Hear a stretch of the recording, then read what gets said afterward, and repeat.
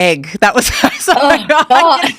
so she wants to be Meghan, she be the Duchess. She wants to be Meghan Sussex, but in Australia, just call me Meg, please. Just I'm such like the relatable woman, the everyday woman. It's just crazy.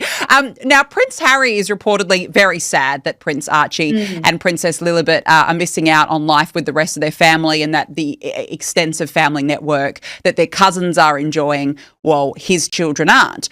I don't know what this spoiled brat expects. What did he expect when he uprooted his family and went to live in Montecito, and constantly slams the royal family? I don't think he realizes how daft he really is. And I mean, he is very daft. If you've read Spare, the guy is like low IQ. Like, he's not the sharpest tool in the shed. But I just don't understand what game he plays, really. I don't think he understands what game he plays, it seems. I think that he's actually realized the mess that he's gotten himself into. Tina Brown once said in her Palace Papers book, Harry would have been impressed by a woman that could make a dinner reservation. And that's kind of the level that he was at when they met. He was impressed by the way that Meghan had this sort of je ne sais quoi about her at the time. I can't even say that with a straight face, but she had something about her that was a bit more independent. And here's the thing that really gets me. Remember when she was in Australia? Just call me Meg, please. I'm just so relatable. And then behind closed doors, it's HRH Meghan, Duchess of Sussex, Her Royal Highness. You can't have it both ways, Meghan. You can't stand on a stage in Colombia or Nigeria doing these faux royal tours, pretending you're still working royals, and then turn around and say you want privacy. The palace is gutted because they've watched this play out in slow motion for 5 years. Every time they think it's over, another title appears, another Meghan Sussex moment, another podcast where she corrects someone. Actually, it's Sussex. The family is gutted because they don't recognize the woman who married into them anymore.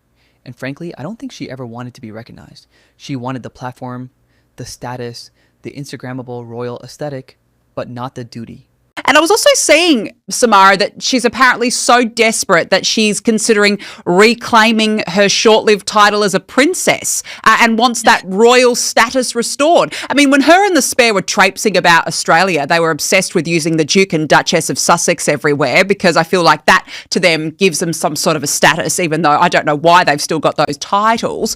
But I think that she's desperate. She wants validation and she's just never going to get it. I think she does want the validation, but she also wants to continue to coast off, the royal titles. And I think that's been one of the most damning and heartbreaking things for the royal family to have to witness.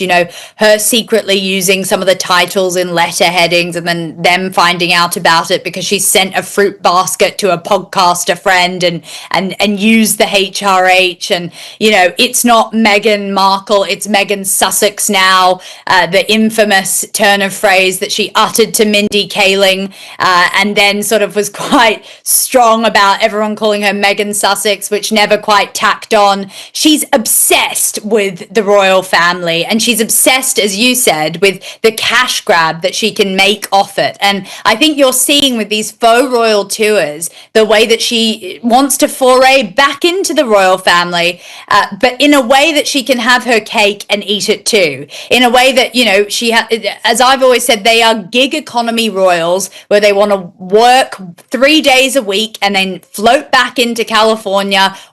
And I was also saying to someone earlier, the fact that the royal family is left absolutely gutted over Meghan using that royal title again, it's not even about the title itself anymore. It's about what it represents. When you strip everything back, the Duke and Duchess of Sussex titles were a gift from the late Queen. A gift. And what have they done with that gift?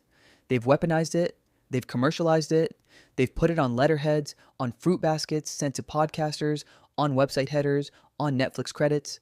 And the royal family, who never shout, who never scream in public, they just sit there and take it. But gutted? Absolutely, because it's not anger they feel anymore. It's a deep, profound disappointment. The kind you feel when someone you trusted keeps reaching back into the family jewel box long after they've walked out the door. And then you've got Prince Harry. Oh, Harry, The spare, the thoroughbred horse, as someone once perfectly described. It's like on top of the food chain for Hollywood agents. So I think he's starting to have a bit of buyer's remorse when it comes to his relationship with Meghan. And I think that's probably the main thing when it comes to his sadness. I mean, when you look at, we'll just take a glimpse at the papers, see the success of his dad and Donald Trump just 2 weeks ago on this amazing state visit where his dad was pulling acrobatic gymnastics out of nowhere and doing what royals do best. And then you've got Harry, who went and did a real estate conference in Canada for a couple $1,000, and then went and spoke in Melbourne at another conference for what's allegedly about $50,000. Like, it's a very depressing life. In all these videos that we see, all these pictures, he's sort of staring with this really blank stare, and there's sort of this. He doesn't know what to do, because in a way you almost got to feel a little bit sorry for him. He's been bred almost like a thoroughbred horse to be a royal.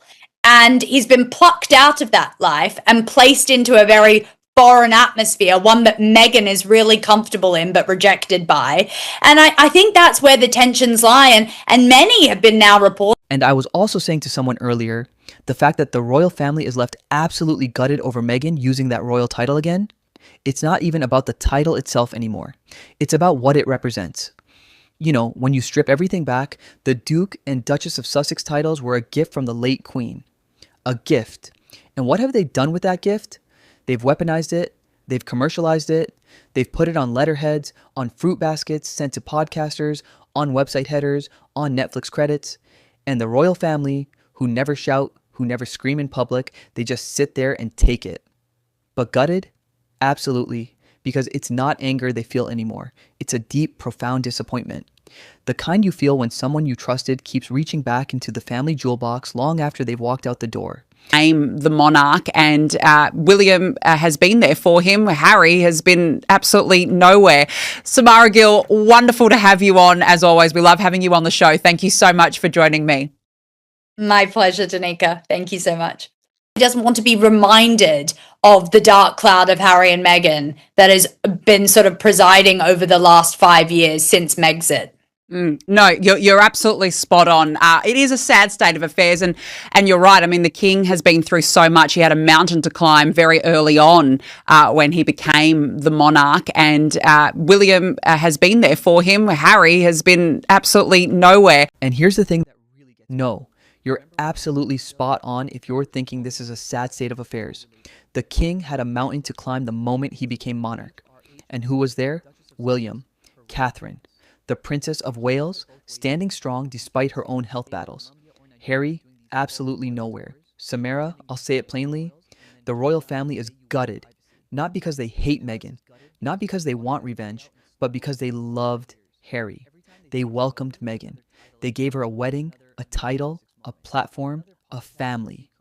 And she used that title like a crowbar to pry open the institution from the outside while pretending she still belonged on the inside. The photo is gone. The speeches have changed. The door is closing. And the saddest part, when that door finally shuts... Marriage is not where it was. And the fact that they're both not fulfilled in each other's careers, he's not making the millions. She wishes he was making the millions. All her projects are going terribly wrong. That's when you really start to see the cracks appear.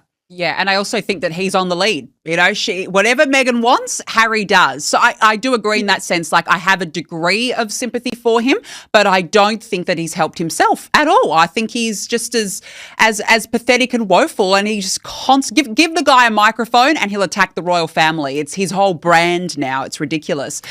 Before we let you go, Samara, a photo of Prince Harry and Meghan on their 2018 wedding day has been removed from its position at King Charles's Gloucestershire residence in Highgrove. What does that tell you?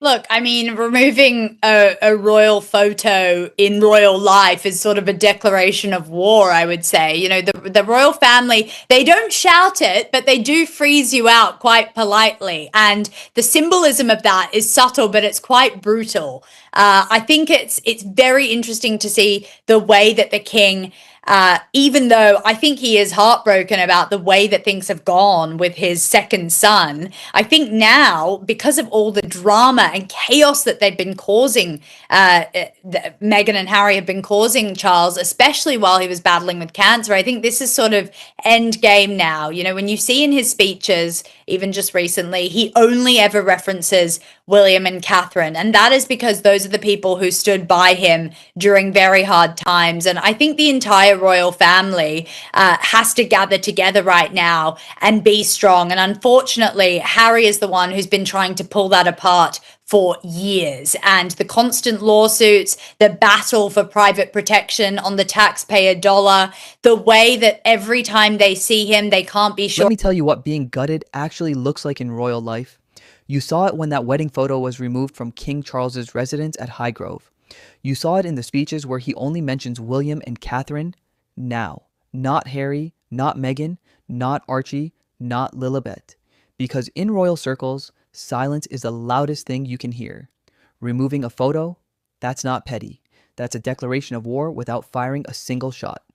The royal family freezes you out politely, subtly, but brutally.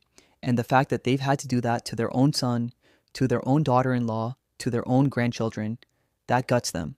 Because King Charles loves Harry. He always has. But you can only watch your son's wife secretly use HRH on a fruit basket to a podcaster friend so many times before you realize. This isn't a family dispute anymore. This is a branding exercise, and they want no part of it. With these faux royal tours, the way that she wants to foray back into the royal family, but in a way that she can have her cake and eat it too. In a way that, you know, as I've always said, they are gig economy royals where they want to work 3 days a week and then float back into California.